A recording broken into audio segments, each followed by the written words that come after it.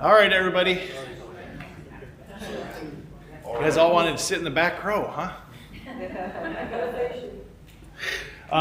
Sorry about starting late.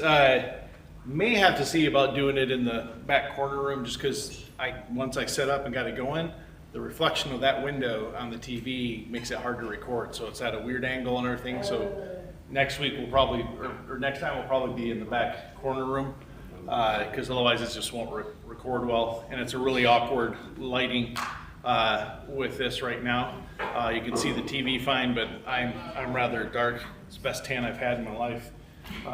So we'll get going here and get started. So we're going to go through the Old Testament. We're going to do 2 lessons a week, so that's why it goes for the 2 hours. We'll usually take a break kind of midway through. And so if that's, we'll have to see how fast we're getting through the material this morning. We might just plow through and see how you guys are feeling and go with that. So the first thing we're going to start off with, did you guys all get a packet? Yes. Okay. All right. Is there anybody that's a couple that could, do we need one more packet, Joy? I got it. Okay, good. All right. So we're going to start off here with lesson 1. This is an introduction to just what we're going to go over. Going to do a broad overview of it, but also tell you where a lot of the information is coming from that's not from the Bible. First, as we look at Israel's history and we try to go back and study this, there's a variety of ways that we have gained additional information outside of the Bible to be able to help us understand what we're reading in the Old Testament better. Cultural information and ideas of what was happening in the world at that time. So what are some of those things? Well, the first one we have is just the mythologies of the surrounding cultures, and it's written information. Now, these mythologies were not always written down. They started as oral traditions, and so there can be different versions of them that would be written down in different regions, but they will tie together. But with these, you typically find them on like the clay and stone tablets. I don't have a picture of the ones I'm thinking of, but they would have a writing on it like this. We're going to talk about when writing began. These mythologies and these accounts, no one really takes them as historical. However, the details that they have clearly show what the culture at that time was thinking, what they believed, and how they thought about the world. And there are some details within it that might be preserving truth that actually had happened. It's just not being preserved very accurately. We also have engravings on monuments, such as this one that you see here. One of the most important ones of those is a monument by Sennacherib, where he mentions having locked up Hezekiah in Jerusalem like a bird in a cage, which completely supports the biblical account and everything of what had happened. But we have a number of these. Another very important one you guys have probably heard of is the Rosetta Stone, where that was something that was written in Egyptian, Greek, and one other language, but it allowed us to finally break through and understand some of the Egyptian. But also realize all of what we understand about the Egyptian comes from the Rosetta Stone, which really hampers how well we can translate all the Egyptian. So when Egyptian's being translated, it typically is debated and widely, with widely different views of this could be this could be this, because we don't have as much information on it. We also have cornerstones and dedications of things. One of the important ones of those, there's a plaque that was in Hezekiah's tunnel that was found. That was a dedication of that. There's one that you guys are going to hear about from Joash. It's called the Joash inscription. When they rededicated the temple and they remodeled it, they did a plaque, and we have actually found that plaque.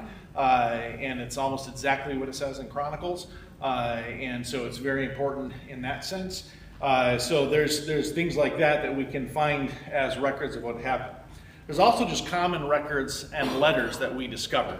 So you see these here. This is papyrus, but there's also clay pot shards that we find writing on. When clay pots were no longer useful or they had broken, they would use those to write on. And so we have different contracts written on it, different rental agreements, and you'll see how that will become important as we go through the material here.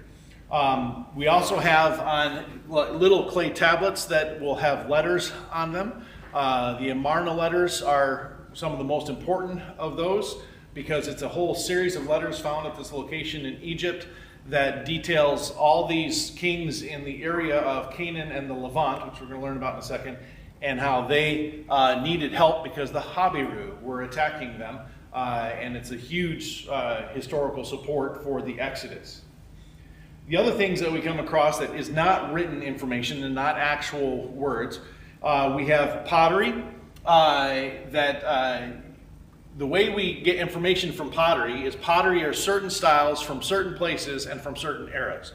So if you're digging at a site and you find a particular type of pottery, and you know that's Mycenaean pottery, but you're not in Mycia, that's when you go, oh, they had trade with them. So it gives us information about that culture, knowing that.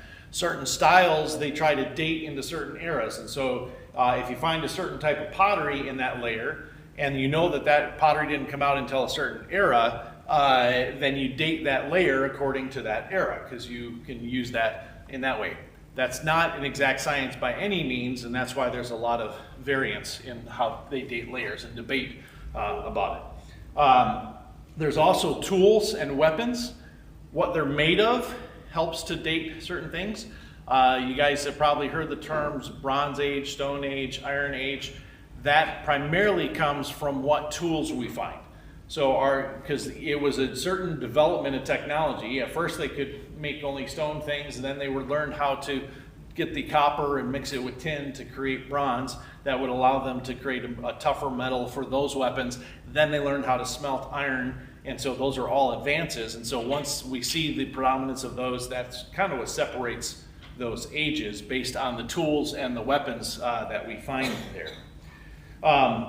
Sculptures and figurines inform us about the cultures with the gods that they would have. There's a number of different times we come across the gods and they give you an idea. This is, by the way, a statue of Baal that was found.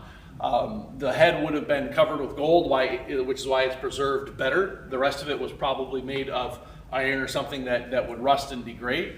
But the position, he normally would be holding a spear and then holding onto either a lightning bolt or rain, and he'd be seen above a golden calf.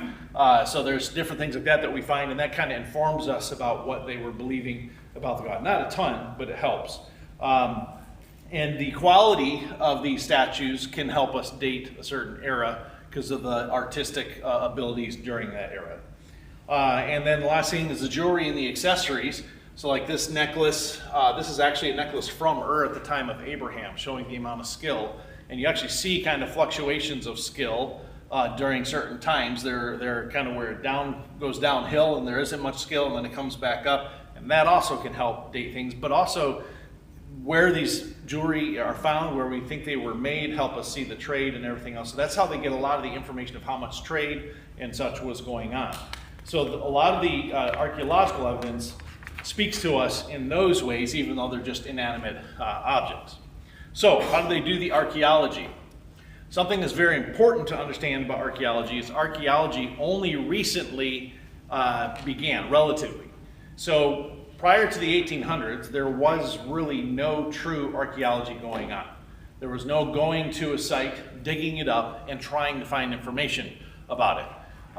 Everyone kind of trusted the historical records. They trusted everything that was being told to them. But what happens during the 1800s is, after the discovery of the New World and going through the oceans, we found out that all these maps weren't that accurate. There's a lot of things that they were told that weren't true. And secular humanism is starting up. You've got the Enlightenment. There's a lot of things that are going on that cause humanity to start to question things and say, is this really true and is it not? And especially the Bible.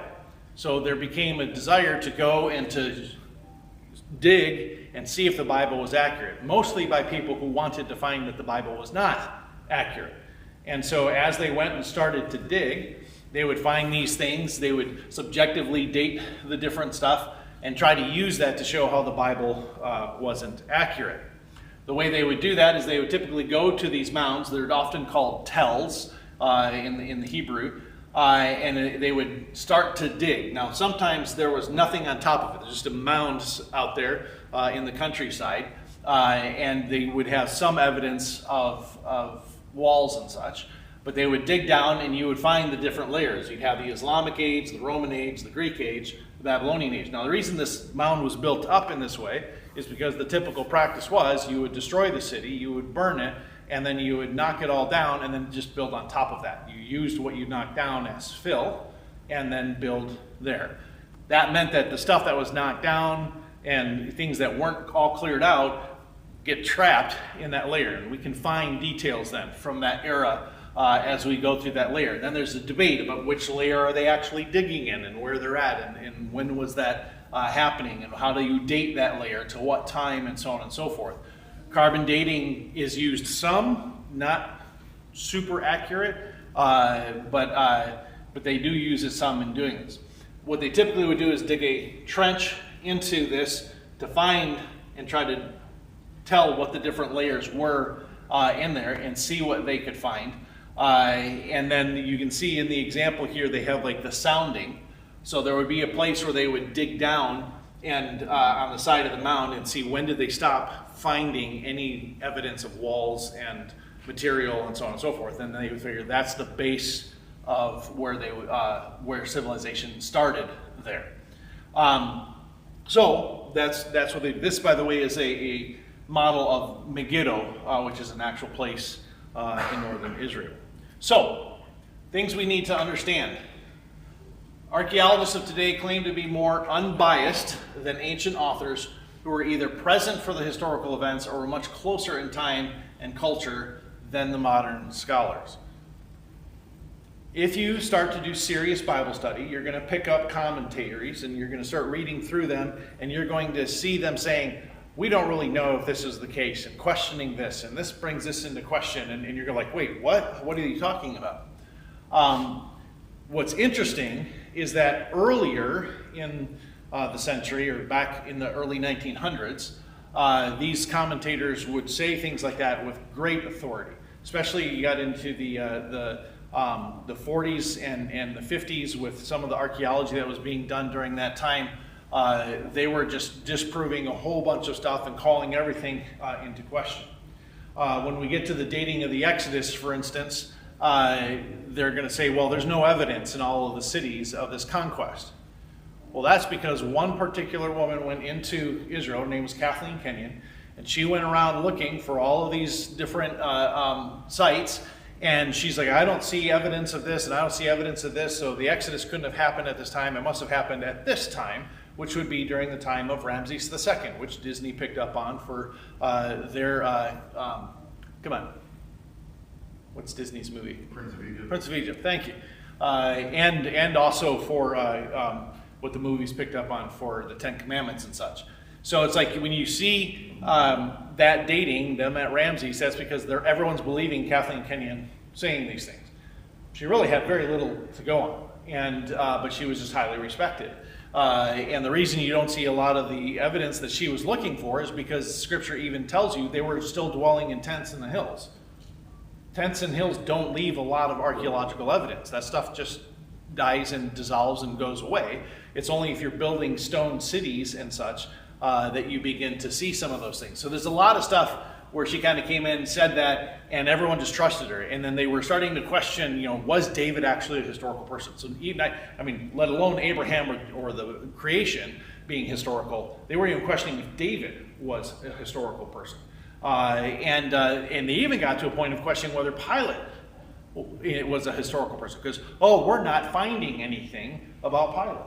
And so the absence of finding somebody, they'll use and say, we don't have any evidence of this. But the problem is, they had very little to go by. We eventually found something with Pilate on it. We eventually found something with David on it. We've eventually found something with Israel on it very early. And so eventually we did. But prior to that, they were boastfully saying, we've proven, and they hadn't. So just realize even now we have very little archaeological evidence compared to what happened during that whole time. And so it's not enough to make those claims. So if you do come across commentaries and stuff, don't let that stuff shake you. Archaeologists make great claims of being able to prove something when the evidence is so slim that proof relies heavily on their own expertise, which is another way of saying their own opinion. And archaeological evidence is informative but not authoritative. So it's valuable. It's not like this is evil. It's valuable to know the information. One of the more interesting things that happened that was actually a friend whose friend was doing archaeology in Israel.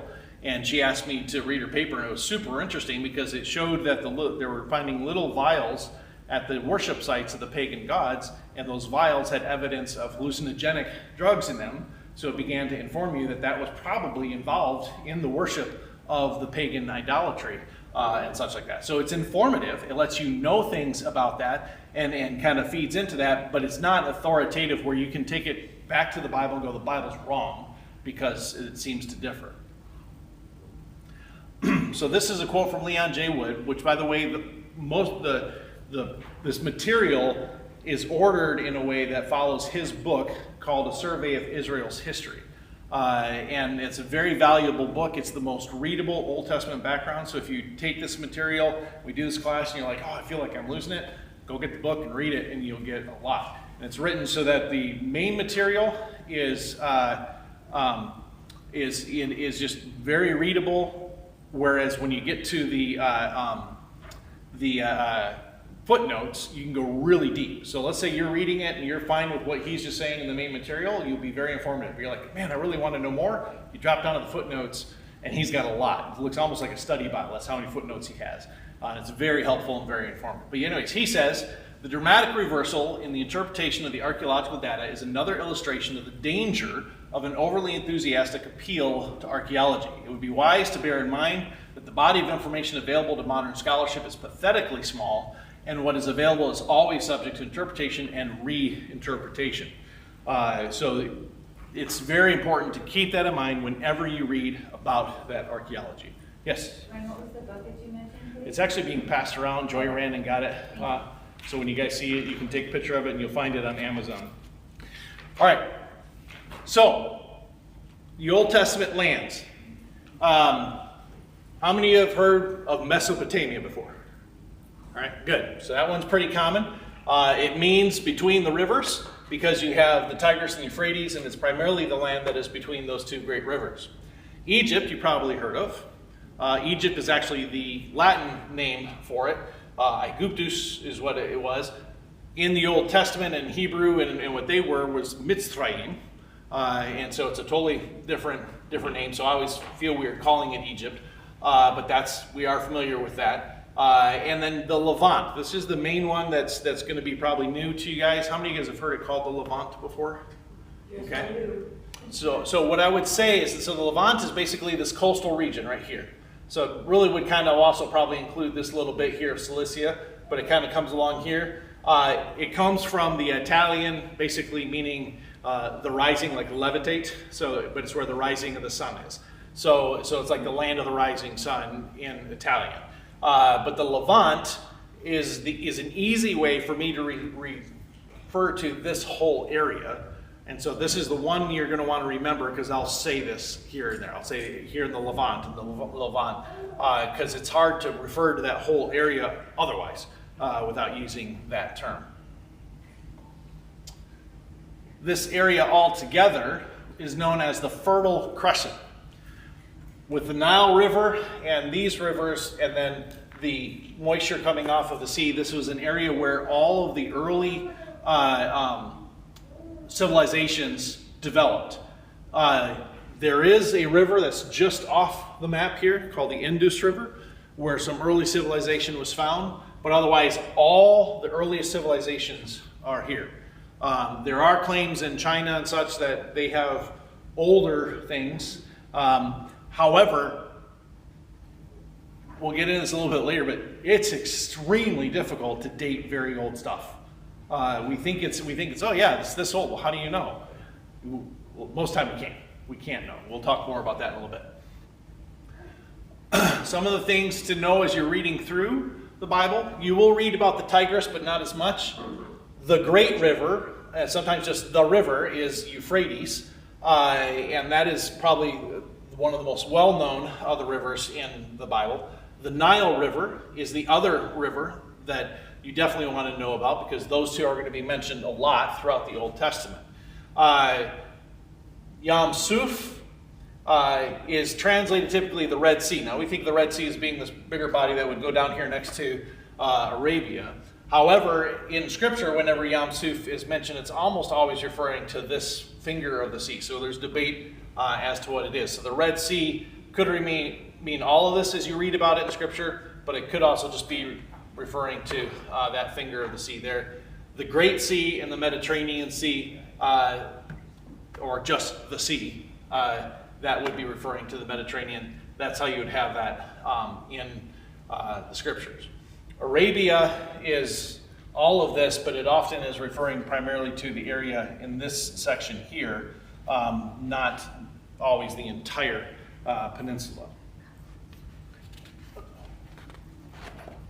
When you see in Scripture saying beyond the river, you kind of say, because it's was here, and then Abraham's here. It's like, well, how's that beyond the river? Because they would travel this way, and they would always cross the Euphrates there, and so even this area up here is considered beyond the river, and that's when your fathers worshipped idols beyond the river is like one way that it says that in Scripture. So this land, God chose it for them and gave it to them. Why did he do that? Well, one is this is kind of just a rough idea of the main trade routes. The highlighted ones were very important trade routes that connected Africa with Asia and Europe. And so many would say the reason that God chose this land and gave this as the promised land was because the aid of the gospel and getting the news out and the ability to be right at the middle of everything there as they went. And so the other important thing, I'm trying to think, see if I'm okay in my notes. Okay. But the thing that Scripture says about this promised land and why this area was given to Israel is, it says, it's a land which drinks water by the rain from heaven, and a land that the Lord your God cares for. The reason being, they can't use it's not like Egypt, where you sow your seed and just irrigate it like a garden of vegetables. It's not like the Mesopotamia. You didn't have a constant thing. So God could respond to Israel's obedience or disobedience very quickly with a drought, and it would have a very quick effect. So God is basically saying, I'm bringing you to a land where I can communicate very quickly with you through the circumstances you are in, and you can't use your ingenuity to overcome when I'm disciplining you, because you don't have this river you can just create irrigation for, and when I bring a drought. And so that's part of why he says in Deuteronomy that he chose that land. This land is a very unique land. The Jordan River that runs down is almost entirely below sea level. And this is a great rift valley where the Dead Sea is. This is the lowest place on the earth. If you do ever go to Israel, please go into the Dead Sea. It's one of the most amazing experiences you'll have. This land, because of where the river is down at the bottom, like the ability to take water from the Jordan River up into where they were living, not there. And so they lived in the hills primarily, and these hills are very interesting. How many have been to Israel? Anybody? Okay.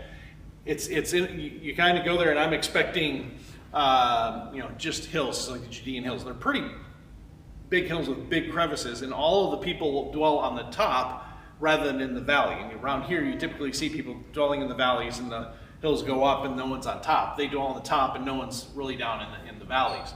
And it's just a very rough country, especially as you get towards the valley here. This is similar to the Grand Canyon. The Grand Canyon is 6,000 feet deep. From about right here on the edge here to the Dead Sea, it's 4,000 feet drop. But it's like the Grand Canyon with the sides spread apart, and you have the sea and the Jordan River in the middle.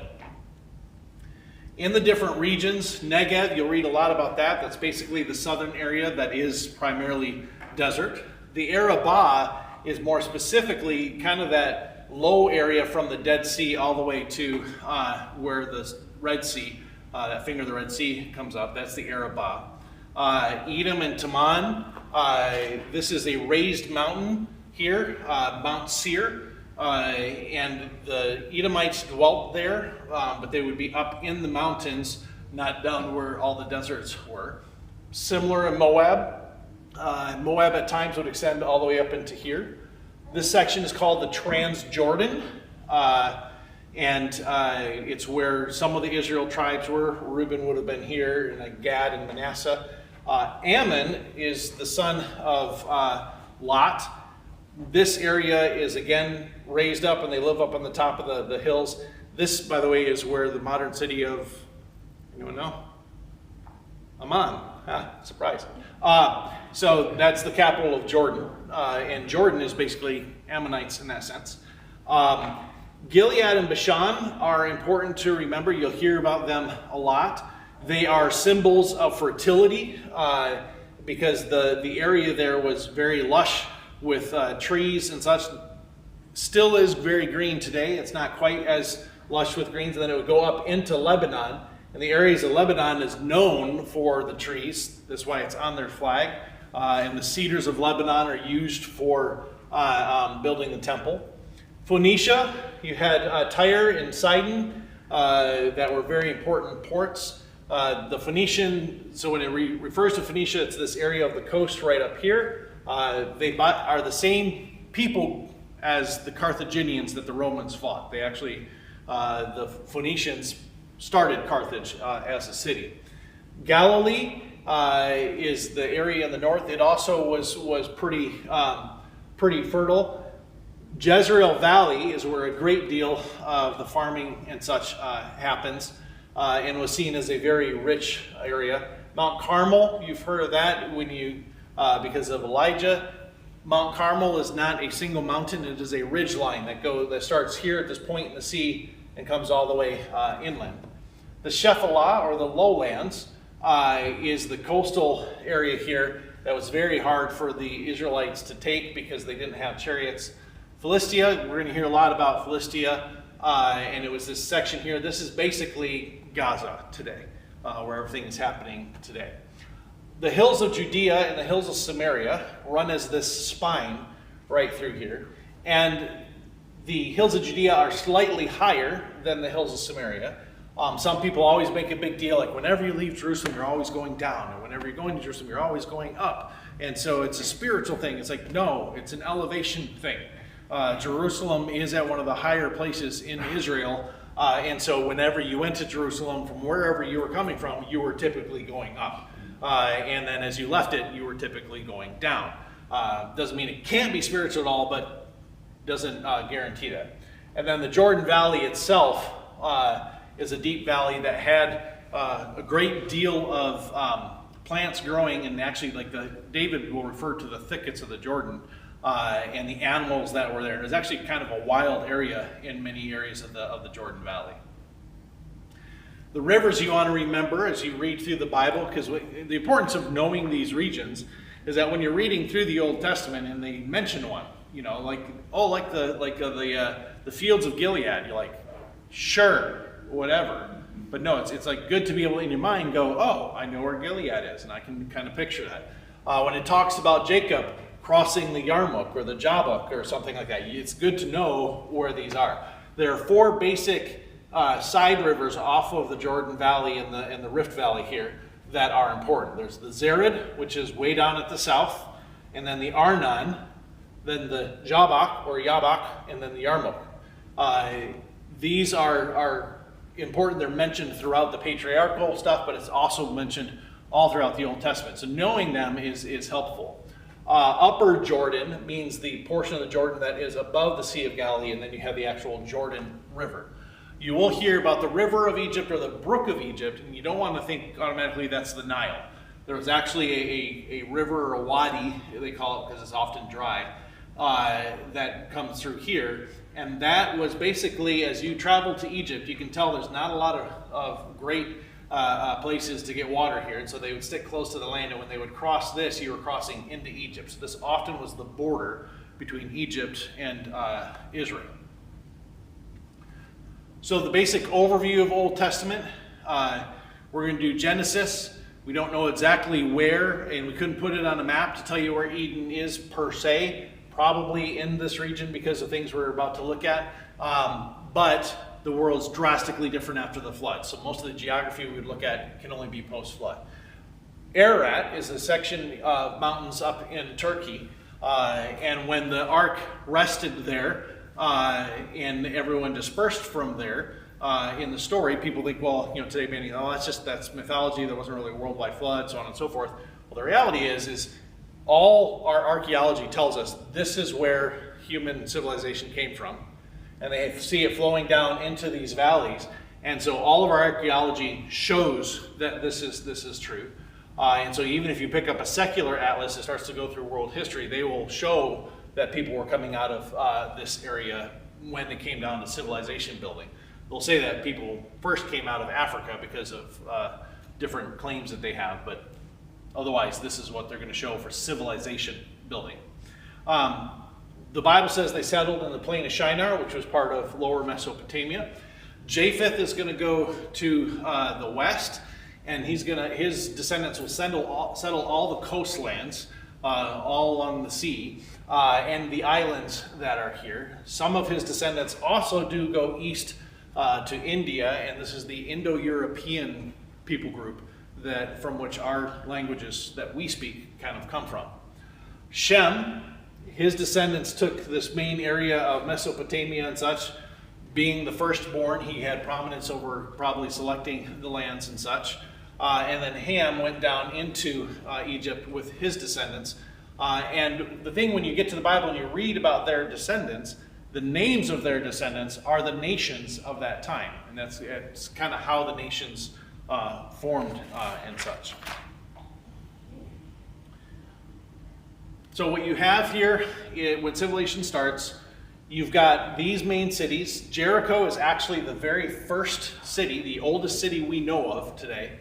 And the others, Damascus is, I think, second. But these cities are all shown to be very ancient and very old and settled right about the time the flood would have been done. Now, the first empires, the first larger groups to form and have because at this time, most of this is, don't think a city like the big wall of Jerusalem today, okay? These are not huge cities. These are small cities, each with their own king. But what you have here is you have in Sumer and Akkad, you have the city starting to band together and one king over multiple cities. Hittites in Turkey, the same thing. And then in Egypt, you start to have a banding together of these cities. And they would work together for trade and so on and so forth. And they would then have battles between each other. But these are the very first of those types of things. But these nations still are very small compared to what we would typically think of. The Sumerians, they're the ones that developed a system of writing first. And this is called cuneiform. And at first they were using different things to draw images and such and some of the stuff. But then they got to a tool that, as you can see the shape, it looks like a golf tee. And it would be like a screwdriver. They just tap, tap, tap, tap, tap, tap, tap, tap, tap, tap into the clay to create all of the different symbols. And that would then become their system of writing. So the very earliest writings that we have are in Sumerian. The next one was in Egypt. They had hieroglyphic forms of writing that came up. And for years we had no idea what it was because it's just a bunch of pictures. But we found out from the Rosetta Stone, these are actually somewhat phonetic. So the symbols make certain sounds. And so they actually are creating words with a system of phonics. But these are the oldest languages, the oldest writing systems that we have. And they were developed around 2400 BC, which is about when you have the Tower of Babel and so on and so forth. So let me go back just real quick. This is the world at the time of Abraham and the patriarchs. What happens is when they go down into Egypt, we have kind of 400 years where we don't really hear much of anything. but something drastic does happen during this time period.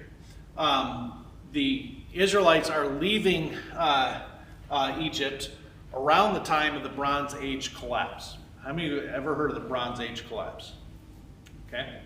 So what happens is the Bronze Age, which was based on when we had the tools that were made from bronze and before they had developed the iron. And in fact, to some extent, I've always wondered if the advent of iron allowed for some of this Bronze Age collapse. Because what happened was there was a group of people from further north. We don't know for sure where. But it's like they swept down into this area, and these people all swept out of this area, and it's like this became this mass migration. But just civilizations moving and destroying each other. And so what happens is there's a massive migration that comes down. They actually destroy the Hittite Empire. They come down into the islands here, and then from there, the people that were here swept down into Egypt as the Sea Peoples, which is recorded in some of the Egyptian hieroglyphs, and they were repulsed by them, and then they settled here, which becomes the land of the Philistines. So when the Philistines are there, they actually have the technology to do iron when most of the people here did not. That's why the Israelites had such a difficult time with the Philistines, and that's why the Bible even says that when they come in for the Exodus, they're going to avoid the Philistine area and attack, into the Canaanites and not take the road for the Philistines. The Philistines were already there in small amounts, I believe. We'll go into that in more depth later. But basically, this huge sweeping of people and the changing and everything, this created a situation that when Israelite did their Exodus and God established them at Sinai and then brought them into the land, there was no major empire to compete with them. There was no major power to fight against them. The closest that they had to worry about the Philistines, and they dominated because of their technology with iron. But other than that, you don't hear about, for instance, Assyrians and Hittites and that coming in and doing stuff. Yes? Was there, before that came down with the technology of how to work with iron, was No. there iron there, or did they always have to get it from up above? I don't know where they ended up getting. There is iron stuff in this area. However, all the way through till like Solomon and David, bronze was still a major thing coming out of this area. There are bronze mines and things all through here from David's time and Solomon's times.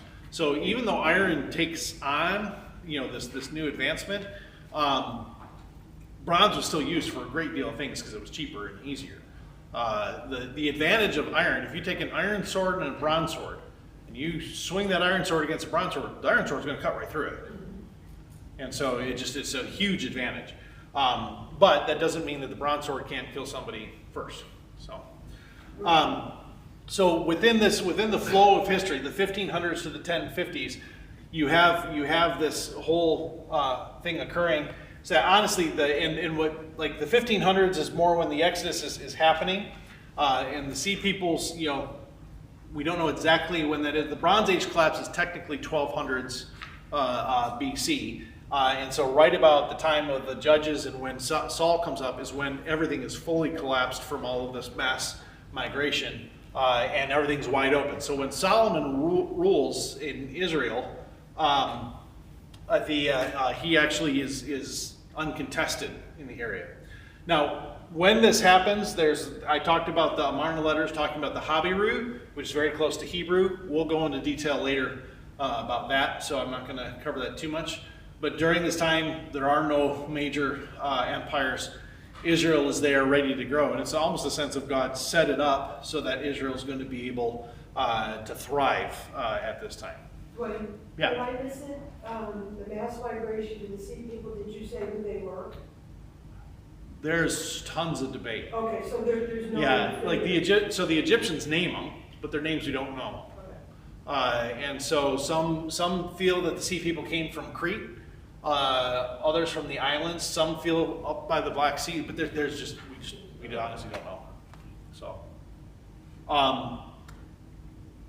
what happens is during this Bronze Age collapse, when the other empires aren't there, that is when you first have Saul's kingdom that starts. He finally starts to defeat the Philistines through God's power, and then David completely defeats the Philistines, conquers this entire area and turns that over to Solomon.